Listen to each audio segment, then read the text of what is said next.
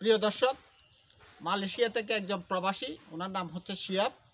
ওনার উদ্যোগকে মালয়েশিয়া প্রবাস থেকে আমাকে কিছু টাকা পাঠায়। এখানে হচ্ছে 10,000। আমি রাত্রি যেহেতু কিছুদিন আগে প্রাইমারি স্কুলে ইলেকট্রিক শর্ট খেয়ে যিনি দুইজন, আরেকজনের বাড়িতেও যাব। ওরা এখন ঢাকা হাসপাতালে ভর্তি আছে। তো মালয়েশিয়া থেকে এই অনুদানটা পাঠাইছে, এখানে ওদের পরিবারকে দিতে বলছে 10,000।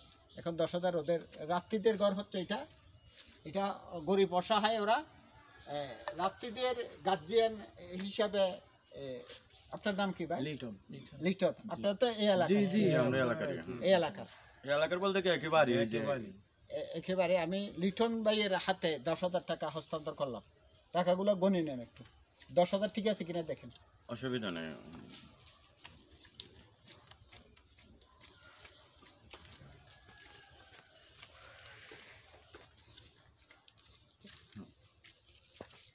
দশ 10,000 বুঝি পাইছে? জি জি, 10,000 পুরো আছে।